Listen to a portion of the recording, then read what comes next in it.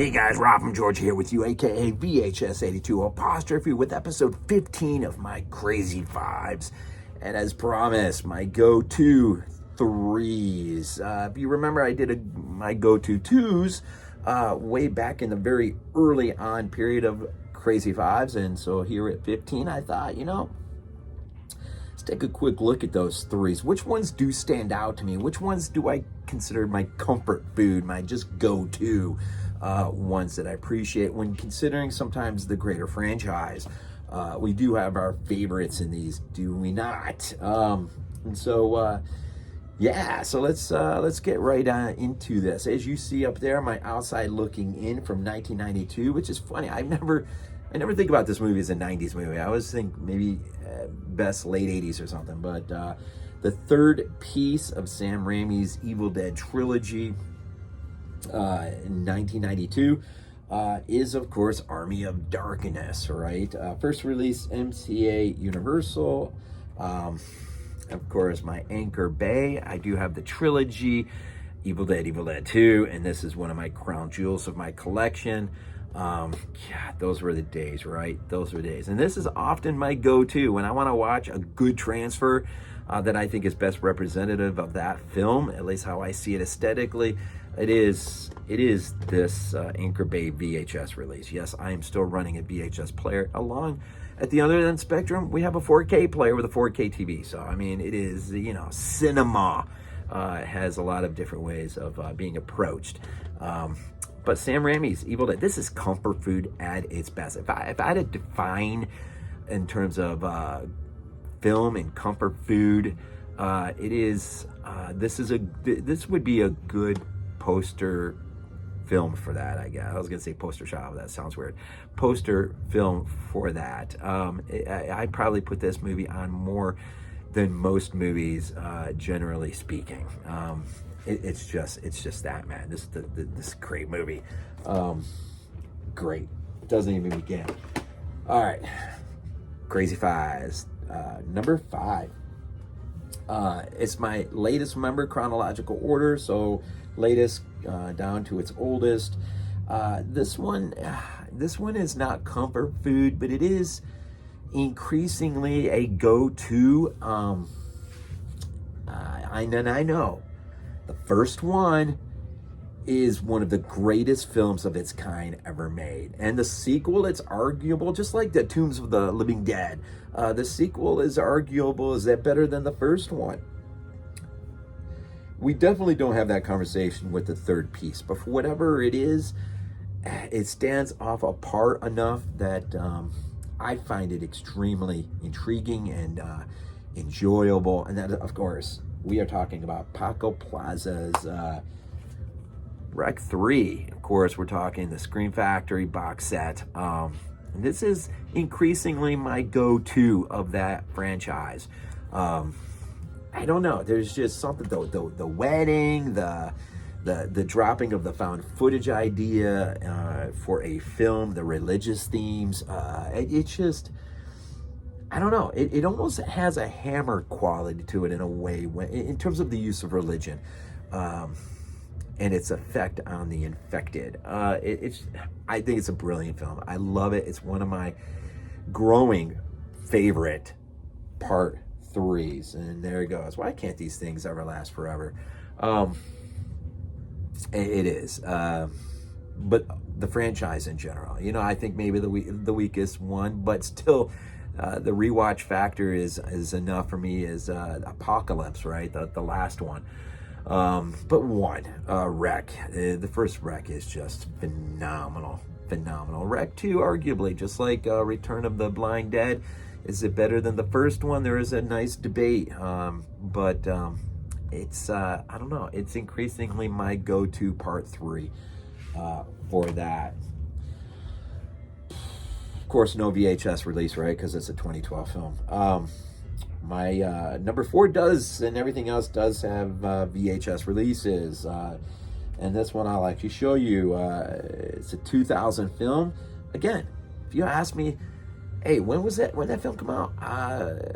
Year 2000 would be the last year I would mention. I'm not sure what year I would mention. I'm not sure. Maybe late 90s or something. saw this on the, I was going to say, I saw the original on the drive-in, saw the second one in the theater, and the third one ultimately in the theater. And it is one of my favorite tying up of loose ends of a trilogy. First released on VHS by Dimension. I'm not sure if it got another release on VHS post that. It is a Wes Craven film, and of course, I'll show you my VHS copy. It is Scream 3.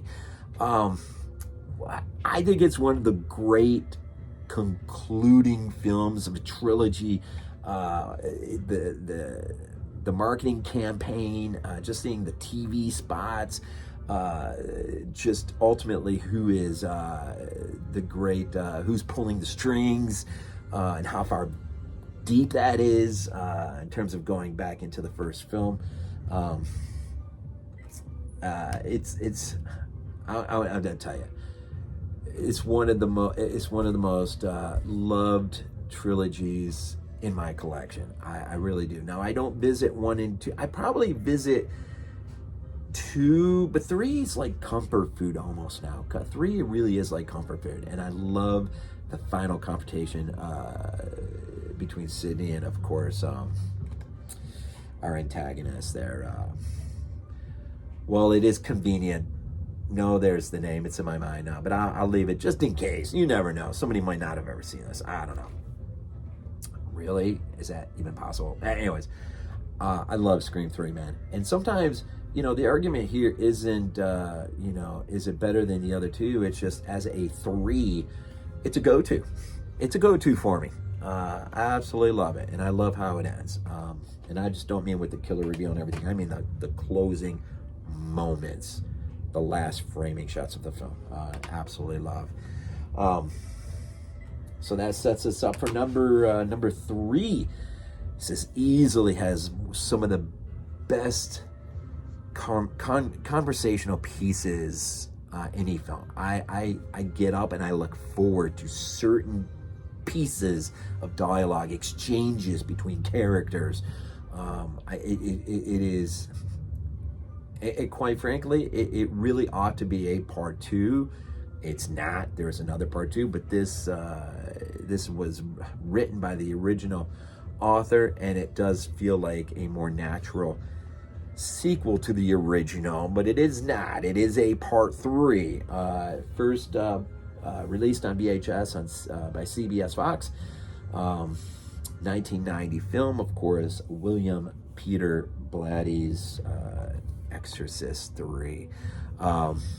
Brad Dourif is phenomenal. George C. Scott's phenomenal. The guy who plays the priest who is friends with, I can't think of his name, Father Dyer. Is it Father Dyer? The guy who plays him. The conversations at the movie theater. Even anytime those two start talking to each other, it's phenomenal. The conversations that are had between George C. Scott and Brad Dourif are phenomenal. The story tying in to the original. As a different story, it's the scare factor. I mean, there are some scenes that still sort of make you want to jump. You may not jump, but you kind of want to jump. Just thinking about that scene with the scissors at the end in his house. How crazy is that? And the only reason why that's pulled back is I often wonder too, if the priest doesn't get to the hospital right at that time, how does that go down in the house? You ever wonder about how does that scene go down in the end? What does George C. What can he do to put this possessed person down on the ground? Is there anything he can do? I don't know, but it is. I love that the alternative cut is on here, and of course, Screen Factor is always great for loading up on all the extras. But what a phenomenal film. It is I saw this in the theater when it first came out. Just a phenomenal experience. And still to this day, man, it just, golly. And did you know The Exorcist is getting like a 1 or 2 day run at the theater for its 50th year anniversary here in October. So look around wherever you live. Look around for that. I'm Brad Dourif is just so stinking awesome. But the whole cast is just stinking awesome in that. Number 2, 1987 film, and it's funny, if you had asked me Who directed that again? My internal mechanism would begin to say a name, but then would quickly catch myself and pull back because it's not that director. It's another director that we don't really say his name often enough. Video Treasures quite ironically put out the first VHS copy of this. But it is an 87 film, and I wish I had a solo release, even DVD or VHS to show. It is, I don't have it. I was just thinking if I did, but I have part 5 on VHS for some reason, and part 1 on VHS for some reason, but I don't have the third piece on film. But I do have your go-to Walmart special, and that is the Nightmare franchise, at least the first eight films. But we're talking A Nightmare on Elm Street Part 3. And I do have some favorite moments in this movie. I love the scene, absolutely love the scene. And this is comfort food level quality here. This is the kind that I'm in the mood for a nightmare and I don't know which one, so you just put on 3. Okay. And I love this scene when what's her name gets pulled in. I don't know where my mind is right now. I must be just getting tired, but when what's her name gets pulled into the dream for the first time by what's her name? Oh, I'm so sorry. Heather Langenkamp, of course, her character. Why does this happen to us? Anyhow, when she ends up in the dream, and Freddy is that snake-like creature, and he turns when she had stabs him, and he turns and his sees her for the first time, and I love it when he's just like, I don't know, man. It just, from there on out, I'm sold, man. I'm sold on the film. But Chuck Russell, man, was the one who directed that. And, it's like when you say something like A Nightmare on Elm Street 3, who directed, it's like you want to say Wes Craven, but it's like, he didn't. But it's one of those weird films. But Chuck Russell came through and did a really good job. Dream Warriors. Dokken on the soundtrack. Dream Warriors, of course. Yeah. Surely I saw this in the theater when it first came out. I had to have seen this in the theater because this was huge promotional stuff. This was like big marketing. This was, Phantasm 2 or Hellraiser 2 quality promotion material. Although I don't have a certain memory at my disposal that I can say, yeah, I was in the theater for sure, but I would have had to have been in the theater to see that as a kid. Anyhow, 1987. Then again, I don't know. Now that I'm thinking about 87, I did have a lot of rough stuff going on in my life at that point. There is maybe I didn't see it in the theater, which is a shame if I didn't. Anyhow, A Nightmare on Elm Street Part 3, number 2. Number 1, again, rises to the level of comfort food. It is one of the most, and I saw this on the big screen finally in my life. I think it was a double feature with Creepshow. The movie first came out in 1982, released on VHS and MCA Universal. Let's just get right to it, man. It's a Tommy Lee Wallace film. I think we all know what it is now, and this is my German release.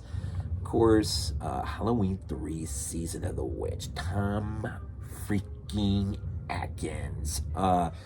And what a phenomenal commentary track he has on here too, talking about it. In fact, what really gets infuriating or frustrating to no end is towards the end of the film commentary when he starts rolling on into what could have been with the Halloween film that he was already, sort of cast without it being officially cast. But he was approached by the writers and the director team of My Bloody Valentine remake. They were in line for at least a moment to take Rob Zombie's world that he had created on Halloween and H2 and push it into a third piece, which was going to take place in an insane asylum. And Tom Atkins was going to be Scout Taylor Compton's psychiatrist. How awesome would that have freaking been? Instead, we got the trilogy we got. Anyhow, I'm not gonna get into that, but what a freaking release. It looks phenomenal in blue in the Shout Scream box set release, the 10 film set. But this is this is notable because it has my ticket, and this is pretty cool. What a fun night that was, boy. Getting to see and I'm telling you, I absolutely love Halloween 3 Season of the Witch. I love the whole film. I love the very end of it. Tom Atkins is, of course, trying to get them to cancel the commercials. He's got one channel, and he's working on another one, and then he's just screaming into the phone, stop it, stop it, stop it, and then boom, Halloween music. It's so awesome, man. I love that. It's such an apocalyptic feel, man. But if you trust him, man, in his commentary track, he's like, nah, the kids didn't die. We saved them. I saved them. I saved the day in the end. And so I'll take Tom Atkins at his word, man. He saved the day in the end. He got him to pull the plug just to die. But what a fun, absolute movie. So an interesting allotment of 3s. Ending with number 1, Halloween 3 Season of the Witch. And then, of course, Nightmare on Elm Street 3 Dream Warriors. I really do need, I don't know. Anyways, Exorcist 3 at number 3. And number 4, Scream 3. Wreck 3 at number 5. And then my outside looking in, of course, Army of Darkness. And I will say this. I was really tossed between including this or Romero's Day of the Dead. I don't think in any of my Crazy Fives I don't think I've mentioned Day of the Dead yet. And that's one of the things I try to do too. I try to come up with a new idea for a Crazy Fives, and I'm just trying to think, what have I not mentioned yet? What can I mention that has not been mentioned yet, but thematically come up with a good way to? And for some reason, I don't know, just haven't mentioned. So I'll mention it now. I was really torn between Romero's Day of the Dead. It really is too bad that technically Ranmai's film, this does complete the trilogy, because he himself has not made another film. Now we know there was the remake, and then there was Evil Dead Rise, which I love, and maybe that's why I picked it. And it's Day of the Dead isn't comfort food level material the way Army of Darkness is. Army of Darkness is like the thing from another world of 1951. It's like I can just put it in anytime. It doesn't matter if my littles are up and running around. They've seen the movie a billion times. It's just one of the greatest. It is one of the greatest nods to Jason and the Argonauts and the films of Days Gone By, I guess. Phenomenal stuff. And so, but my hat's off to Romero. Day of the Dead is a phenomenal film, and just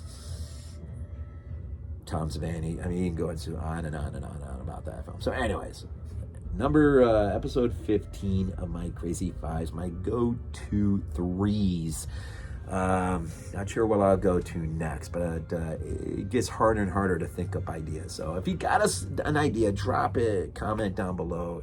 It would help me out immeasurably if I at least had some options to look at and think about myself. So I'd leave that in your lap. As always, thank you for the support. Thank you for all that you do, the comments, the subs, everything. Just thank you. Thank you, thank you, thank you. As always, we leave these things off with Go Bills. This is not a dream. Not a dream. We might be useful to you.